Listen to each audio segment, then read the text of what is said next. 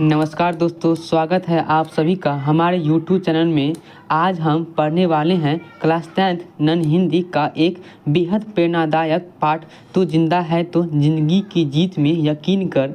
यह chapter 2026 Bihar board परीक्षा के लिए बहुत ही इम्पोर्टेंट है, क्योंकि इसमें ऑब्जेक्टिव भी पूछे जाते हैं और सब्जेक्टिव आंसर भी आते हैं। इसलिए आज की इस लॉन्ग वीडियो में हम इस पूरे चैप्टर को बहुत आसान भाषा में समझेंगे। लेखक परिचय, पाठ का सार, महत्वपूर्ण objective questions, MCQ, subjective important questions, exam में सुनहरे नंबर लाने की वाली ट्रिक। तो वीडियो को अंत तक ज़रूर देखिएगा, क्योंकि मैं आपको ऐसे पॉइंट्स बताने वाला हूं जो सीधे सीधे आपके एग्ज़ाम में काम आएंगे। चलिए शुरू करते हैं। तो जिंदा है तो जिंदगी की जीत में यकीन कर कि इस प्रेरणादायक यात्रा को। तो फर्स्ट नंबर क्वेश्चन से स्टार्ट करेंगे। लिखा है, बुरी है आग पेट की, बुरे हैं दिल के दाग यह पंक्ति किस शीर्षक कविता की है? ऑप्शन नंबर ए में लिखा है, मतलब ये जो लाइन लिया गया है कौन से कविता से लिया गया ये बता रहा है, ठीक है। ऑप्शन नंबर ए में लिखा है तू जिंदा है तो। ऑप्शन नंबर बी में लिखा है कर्मवीर। ऑप्शन नंबर सी में लिखा है झांसी की रानी। और ऑप्शन नंबर डी में लिखा है बच्चे की दुआ। तो इसका सही आंसर होगा ऑप्शन नंबर में ए होगा, ठीक है। तू जिंदा है तो ये जो लाइन लिया गया ये इस कविता मतलब इस कविता से लिया गया, इस चैप्टर से, ठीक है। तू जिंदा है तो। चलते हैं नेक्स्ट क्वेश्चन। लिखा है, नई सुबह के संग सदा तुझे मिली नई उम्र यह पंक्ति किस शीर्षक कविता की है? ऑप्शन नंबर ए में लिखा है, मतलब ये जो लाइन है ना ये कौन से चैप्टर से लिया गया है, ठीक है। ऑप्शन नंबर ए में लिखा है कर्मवीर। ऑप्शन नंबर बी में लिखा है कबीर के पद। ऑप्शन नंबर सी में लिखा है बिहारी के दोहे। और ऑप्शन नंबर डी में लिखा है तू जिंदा है तो इसका सही आंसर होगा ऑप्शन नंबर में ए होगा, ठीक है। तू जिंदा है तो ये जो लाइन लिया गया है इस मतलब तू जिंदा है तो जिंदगी की जीत में यकीन कर वाला चैप्टर से लिया गया है, ठीक है। चलते हैं नेक्स्ट क्वेश्चन। थर्ड नंबर लिखा है, तू आ मेरा श्रृंगार कर, कर तू आ मेरे मुझे हसीन कर यह पंक्ति किस शीर्षक कविता की है? मतलब यह जो लाइन है कौन से कविता की है वही बताना है, ठीक है। ऑप्शन नंबर ए में लिखा है पी बच्चे की दुआ। ऑप्शन नंबर बी में लिखा है पीपल। ऑप्शन नंबर सी में लिखा है खुशबू रचते हैं हाथ। और ऑप्शन नंबर डी में लिखा है तू जिंदा है तो इसका सही आंसर होगा ऑप्शन नंबर में डी हुआ, ठीक है। तू जिंदा है तो कविता से लिया गया ये लाइन, ठीक है। चलते हैं नेक्स्ट क्वेश्चन। लिखा है, चौथा नंबर क्वेश्चन लिखा है, कवि स्वर्ग को कहाँ उतारने को कहता है? ऑप्शन नंबर ए में लिखा है पाताल में। ऑप्शन नंबर बी में लिखा है घर में। ऑप्शन नंबर सी में लिखा है दरवाजे पर। और ऑप्शन नंबर डी में लिखा है जमीन पर।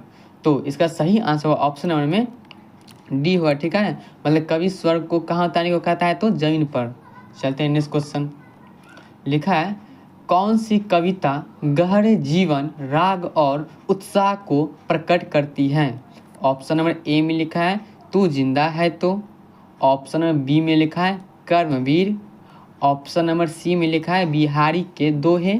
और ऑप्शन नंबर डी में लिखा है बच्चे की दुआ। तो इसका सही आंसर होगा ऑप्शन नंबर में ए होगा, ठीक है। मतलब कौन सी कविता गहरे जीवन, राग और उत्साह को प्रकट करती है तो तू जिंदा है तो। चलते हैं नेक्स्ट क्वेश्चन। 6 नंबर लिखा है, गिरेंगे जुल्म के महल, बनेंगे फिर नवीन घर, अगर कहीं है स्वर्ग तो उतार ला जमीन पर ये पंक्ति किस कविता की है? मतलब ये जो लाइन है कौन सी कविता से लिया गया है, ठीक है। ऑप्शन नंबर ए में लिखा है कर्मवीर। ऑप्शन नंबर बी में लिखा है कबीर के दोहे। ऑप्शन नंबर सी में लिखा है बच्चे की दुआ। और ऑप्शन नंबर डी में लिखा है तू जिंदा है तो इसका सही आंसर होगा ऑप्शन नंबर में डी होगा, तू जिंदा है तो। मतलब ये जो लाइन लिया गया है तू जिंदा है तो लिया गया है, ठीक है। चलते हैं नेक्स्ट क्वेश्चन। लिखा है 7 नंबर क्वेश्चन लिखा है, बुरी है आग पेट की, बुरे हैं दिल के दाग ये न दब सकेंगे एक दिन बनेंगे इनकलाब ये प्रस्तुत पंक्ति किस कवि की है? मतलब ये जो लाइन लिखा है कौन से कवि लिखा है वही बताना है, ठीक है। ऑप्शन नंबर ए में लिखा है कबीर। ऑप्शन नंबर बी में लिखा है बिहारी। ऑप्शन नंबर सी में लिखा है शंकर शैलेंद्र। और ऑप्शन नंबर डी में लिखा है नरोत्तम दास। तो इसका सही आंसर होगा ऑप्शन नंबर में सी होगा, ठीक है, शंकर शैलेंद्र। चलते हैं नेक्स्ट क्वेश्चन। लिखा है 8 नंबर क्वेश्चन लिखा है, जमी के पेट में पली अगन, पले है जल जले, टीके न टिक सकेंगे भूख रोक के स्वराज ये, यह पंक्ति किस कविता से है, मतलब ये जो लाइन है कौन से कविता से लिया गया है, ठीक है, वही बताना है। ऑप्शन में ए में लिखा है ईदगाह, ऑप्शन नंबर बी में लिखा है कर्मवीर, ऑप्शन नंबर सी में लिखा है बाल गोविंद भगत, और ऑप्शन नंबर डी में लिखा है तू जिंदा है तो इसका सही आंसर होगा ऑप्शन नंबर में डी होगा, ठीक है, तू जिंदा है से लिया गया है, ठीक है। चलते हैं नेक्स्ट क्वेश्चन। लिखा है तू जिंदा है तो कविता में किसके सर कुचल कर हम साथ चलेंगे। ऑप्शन नंबर ए में लिखा है सुख, ऑप्शन नंबर बी में लिखा है दुख, ऑप्शन नंबर सी में लिखा है मुसीबत, और ऑप्शन नंबर डी में लिखा है हंसी। तो इसका सही आंसर होगा ऑप्शन नंबर में बी होगा, ठीक है, दुख। चलते हैं नेक्स्ट क्वेश्चन। लिखा है 10 नंबर क्वेश्चन में लिखा है कवि शंकर शैलेंद्र जमीन पर क्या उतार लाने को कहता है। ऑप्शन नंबर ए में लिखा है स्वर्ग, ऑप्शन नंबर बी में लिखा है अमृतत्व, ऑप्शन नंबर सी में लिखा है झरना, और ऑप्शन नंबर डी में लिखा है नहर। तो इसका सही आंसर होगा ऑप्शन नंबर में ए हुआ, ठीक है, स्वर्ग। मतलब शंकर शैलेंद्र जमीन पर क्या उतार लाने को कहता है तो स्वर्ग। चलते हैं नेक्स्ट क्वेश्चन। लिखा है तू जिंदा है तो कविता से कवि ने हमें क्या संदेश दिया है। ऑप्शन नंबर ए में लिखा है कठिनाइयों को भूलकर लक्ष्य की प्राप्ति करनी चाहिए, ऑप्शन नंबर बी में लिखा है धन प्राप्त करना चाहिए, ऑप्शन नंबर सी में लिखा है बड़ा आदमी बनना चाहिए, और ऑप्शन नंबर डी में लिखा है संघर्ष नहीं करना चाहिए।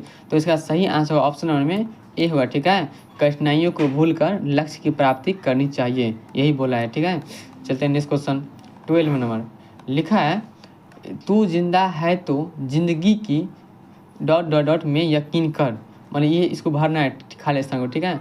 ऑप्शन नंबर ए में लिखा है विजय, ऑप्शन नंबर बी में लिखा है सुख, ऑप्शन नंबर डी सी में लिखा है जीत, और ऑप्शन नंबर डी में लिखा है हार। तो इसका सही आंसर होगा ऑप्शन नंबर में जीत होगा, ठीक है, सी नंबर आंसर होगा, मतलब तू जिंदा है तो जिंदगी की जीत में यकीन कर, ठीक है। चलते हैं नेक्स्ट क्वेश्चन। लिखा है 13 क्वेश्चन में लिखा है नई सुबह के संग सदा तुझे मिली नई ... अगर कहीं स्वर्ग तो उतार ला जमीन पर, यहाँ पर भरना है ... जगह पे, ठीक है। ऑप्शन नंबर ए में लिखा है उमर, ऑप्शन नंबर बी में लिखा है उमंग, ऑप्शन नंबर सी में लिखा है तरंग, और ऑप्शन नंबर डी में लिखा है स्वराज। तो इसका सही आंसर होगा ऑप्शन नंबर में ए होगा, ठीक है, उमर होगा, मतलब नई सुबह के संग सदा तुझे मिली नई उमर, अगर कहीं है स्वर्ग तो उतार ला जमीन पर। चलते हैं नेक्स्ट क्वेश्चन। लिखा है 14 नंबर क्वेश्चन में लिखा है बुरी है आग पेट की, बुरे है दिल के ... न दब सकेंगे एक दिन बनेंगे इनकलाब ये। इसमें भरना है खाली स्थान को, ठीक।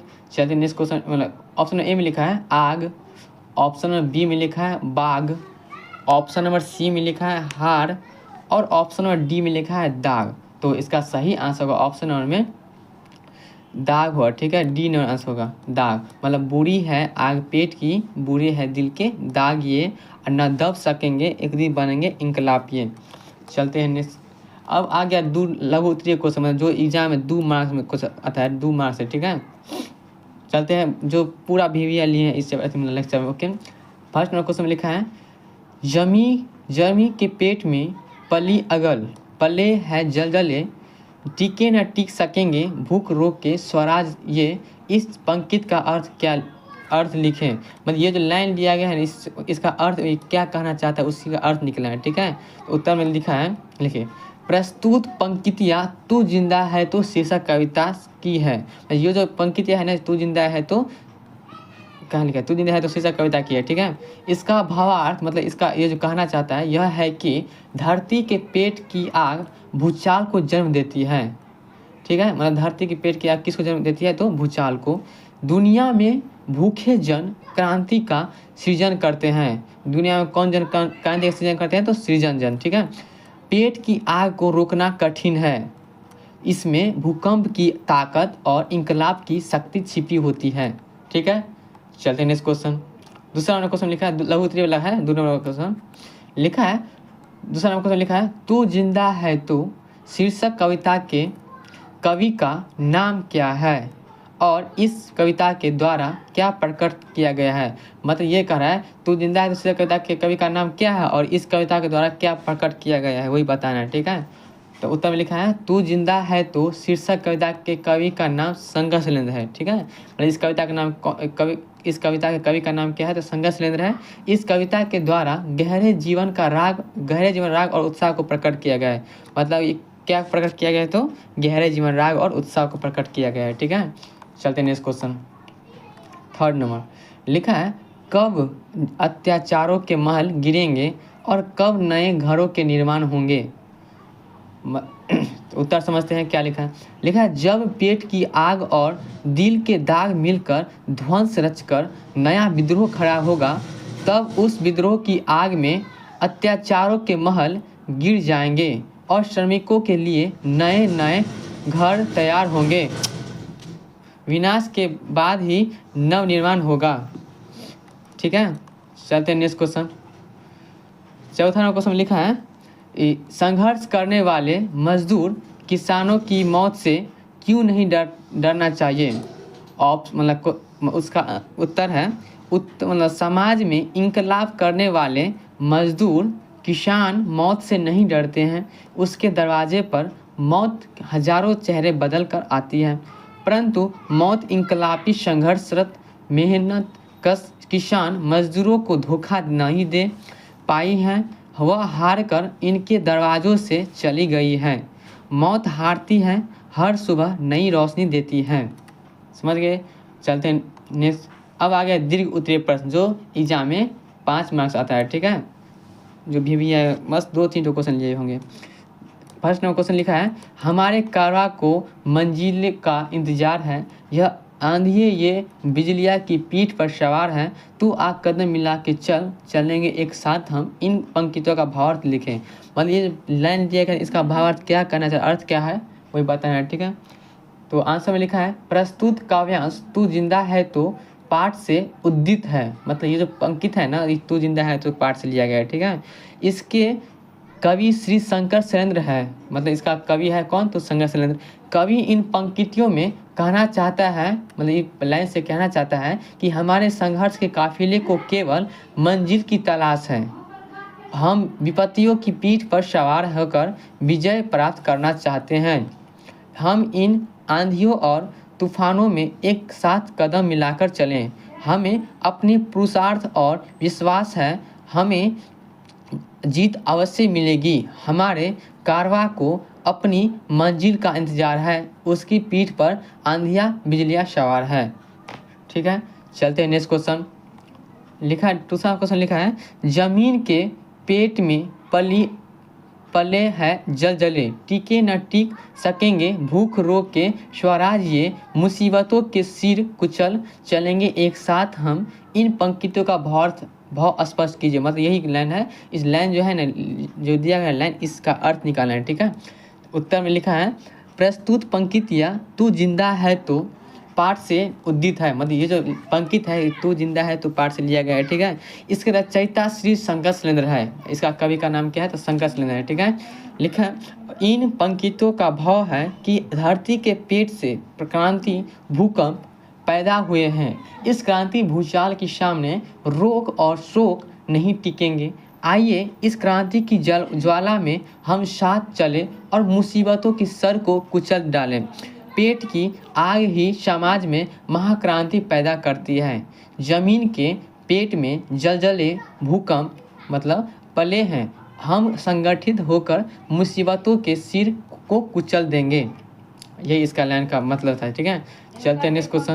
3rd नंबर क्वेश्चन लिखा है तू जिंदा है तो जिंदगी की जीत में यकीन कर, अगर कहीं है स्वर्ग तो उतार ला जमीन पर। दोहे का भावार्थ अपने शब्दों में लिखिए।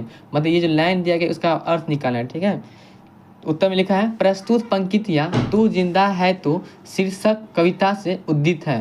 मतलब ये जो लाइन लिया गया है तू जिंदा है तो जिंदगी मतलब इस चैप्टर से लिया गया है। ठीक है, इस दोहे के रचनाकार शंकर शैलेंद्र है। मतलब इस दोहा का रचनाकार कौन है तो शंकर शैलेंद्र है। ठीक है, कवि लोगों को उत्साहित करते हुए कहता है कि जब तक तुम्हारे शरीर में प्राण है तुम्हें जीवन मार्ग में आने वाली सारी कठिनाइयों को भूलकर अपने लक्ष्य की प्राप्ति का प्रयत्न करना चाहिए, ताकि हम अपनी अदम्य साहस एवं कठोर परिश्रम से धरती को स्वर्ग बना सकें। ठीक है, चलते हैं नेक्स्ट क्वेश्चन। लिखा है, बुरी है आग पेट की, बुरे हैं दिल के दाग ये, न दब सकेंगे एक दिन बनेंगे इनकलाब ये, गिरेंगे जुल्म के महल बनेंगे फिर नवीन घर, इन पंक्तियों का भाव स्पष्ट करें। मतलब ये लाइन दिया गया है, इसका भाव स्पष्ट करना है। ठीक है, तो आंसर में लिखा है, प्रस्तुत काव्यांश तू जिंदा है तो पाठ से उद्दित है। ठीक, प्रस्तुत काव्यांश के रचयिता श्री शंकर शैलेंद्र जी हैं। कवि भूख से दूध शोषण पर आधारित क्रांति का आह्वान करता है। पेट की आग जब प्रखर होती है तो महाक्रांति का जन्म होता है। जनता के पेट की आग और दिल के जख्म इनकलाब मतलब क्रांति सृजन करते हैं। इस महाक्रांति में शोषण के महल ढह जाते हैं और जनता के लिए शांति के नए घर बनते हैं। कवि चाहता है कि जुर्म के महल ध्वस्त हो और समाज में प्रेम और शांति के नए घर बने। इनकलाब में पेट की आग और दिल के दाग नहीं दब सकेंगे, ये दोनों मिलकर क्रांति पैदा करेंगे। तो यही इसका अर्थ है। ठीक है, चलते हैं। तो दोस्तों, आज हमने क्लास 10th नन हिंदी का यह प्रेरणादायक पार्ट तू जिंदा है तो जिंदगी की जीत में यकीन कर पूरी तरह से समझ लिया। हमने इसमें देखा पाठ का सार, महत्वपूर्ण ऑब्जेक्टिव क्वेश्चंस और सब्जेक्टिव क्वेश्चंस आंसर्स और एग्जाम में पूछे जाने वाले उपयोगी पॉइंट्स।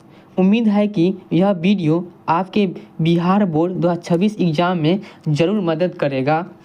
अगर वीडियो अच्छा लगा हो तो इसे लाइक, शेयर और कमेंट ज़रूर करें।